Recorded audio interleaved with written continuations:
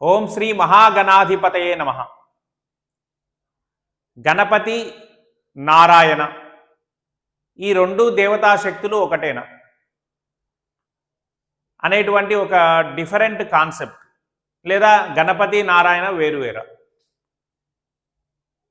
ఒకటేనా, ఈ కాన్సెప్ట్ గురించి మీకు ఎక్స్ప్లెయిన్ చేద్దాము అని ఈ వీడియో చేస్తున్నాను.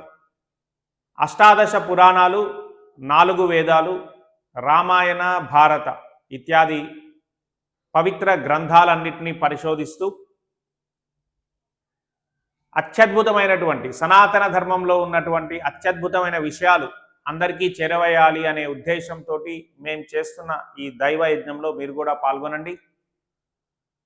మా ఈ వీడియోలను లైక్ చేయండి, మా ఛానల్ సబ్స్క్రైబ్ చేయండి, ఈ వీడియోలను మీ మిత్రులతో షేర్ చేసుకోండి.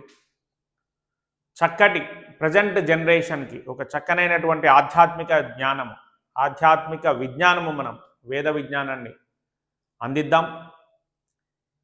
ఇక మన టాపిక్లోకి వెళ్తే, గణపతి నారాయణులు ఇద్దరు ఒకటేనా వేరువేరా అంటే చూడండి, కొన్ని ఉదాహరణలు చెప్తాను, మీకు ఒక క్లారిటీ వస్తుంది. చాలా డిఫరెంట్ కాన్సెప్ట్ అండి, ఇప్పటివరకు ఎవరు టచ్ చేయనటువంటి కాన్సెప్ట్. ఆధ్యాత్మిక ప్రపంచం అనేది ఒక ఇన్ఫైనైట్ అంశాలతో ముడిపడి ఉన్నటువంటి ఒక అత్యద్భుతమైన ప్రపంచం. సో ఇక్కడ చూడండి, మీకు ఉదాహరణలు లక్ష్మీ గణపతి అంటామండి, అలాగే లక్ష్మీ నారాయణులు అంటాం. ఈ లక్ష్మీ గణపతి, లక్ష్మీ నారాయణులు ఇవి మనకి ఆధ్యాత్మిక ప్రపంచంలో ఎక్కువగా వినిపించేటువంటి పేర్లు.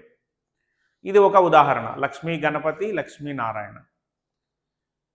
నెక్స్ట్ ఇంకొకటి చూడండి, గణపతి ప్రార్థనా శ్లోకంలో శుక్లాం వరధరం విష్ణు శబ్దం కూడా నారాయణనే ప్రతిబింబిస్తుంది.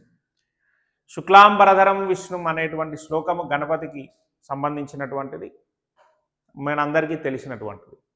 ఇందులో ఇంకొక పోలిక కనిపించిందండి, లక్ష్మీ గణపతి, లక్ష్మీ నారాయణ.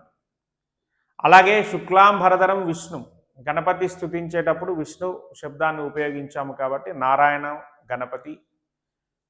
అలాగే ఇంకొకటి, మనము గణపతి ఆరాధనలో ముఖ్యంగా ఉపయోగించేది దూర్వాయుగ్మం సమర్పయామి. గణపతి ఆరాధన చేస్తున్న వాళ్ళు, లేదా గణేష్ టెంపుల్కి వెళ్ళే వాళ్ళందరికీ తెలుసండి, ఎక్కడైనా సరే గణపతికి ముఖ్యంగా అలంకారము దూర్వా అలంకారం చేస్తాం, దూర్వాయుగ్మం. సో హోమాలతో కూడా దూర్వాయుగ్మంతో హోమాలు చేస్తూ ఉంటాం. కాబట్టి ఈ దూర్వా కాన్సెప్ట్ గణపతికి చాలా ప్రీతి పాత్రమైనది అని అందరికీ తెలుసు. అలాగే మరి నారాయణ ఉపనిషత్తు చూడండి, ఇక్కడ నేను మీకు మహానారాయణ ఉపనిషత్, దూర్వా సూక్తం మహానారాయణ ఉపనిషత్తు అంటామండి. ఈ నారాయణ ఉపనిషత్తు ఏం చెప్తోంది ఒకసారి చూద్దాం. అంటే ఎన్ని సిమిలారిటీస్ కనిపిస్తున్నాయి చూడండి. సర్వదేవ నమస్కారం కేశవం ప్రతిగచ్చతి, అంటే అన్ని నమస్కారాలు ఆ పరమాత్మకే చెందుతాయి. ఏ దేవతను పూజించినా ఆ పరమాత్మకే చెందుతాయి. పరమాత్మ ఒక్కడే అనేటువంటి ఒక అత్యద్భుతమైన కాన్సెప్ట్ నేను మీకు విత్ ప్రూఫ్స్ అండి, వేదంలో ఏం చెప్పబడ్డది. జనరల్గా మనం చూసేటువంటి అంశాలు వేదంలో కూడా ఏమున్నది అనేటువంటి.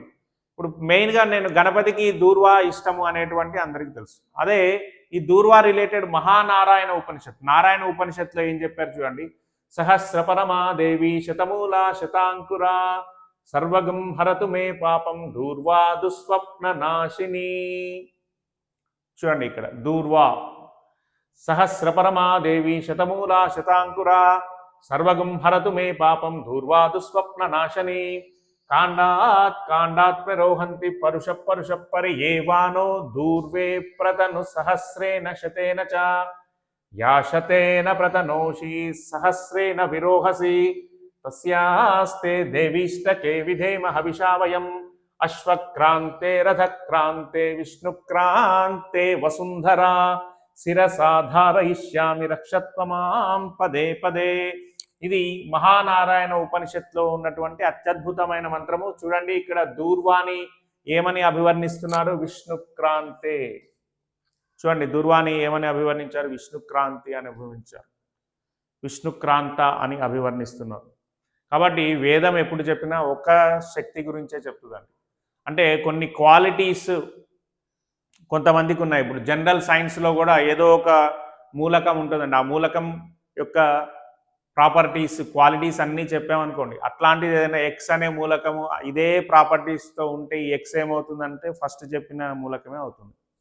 కాబట్టి ఈ దూర్వా అనేది నారాయణుడికి కూడా సంబంధించినటువంటిది. దూర్వా అని ప్రత్యక్షంగా విష్ణుక్రాంత అని అభివర్ణించారు. కాబట్టి లక్ష్మీనారాయణుడు అన్న, లక్ష్మీ గణపతి అన్న, మనం ఏ రూపంలో ఆరాధన చేసినా కూడా మన సమస్తమైనటువంటి ఆరాధనలు స్వీకరించేది ఆ పరమాత్మ మాత్రమే అనే కాన్సెప్ట్ నేను మీకు తెలియచేయాలని ఈ వీడియో చేస్తున్నానండి. ఓం నమః శివాయ. ఓం నమో నారాయణాయ.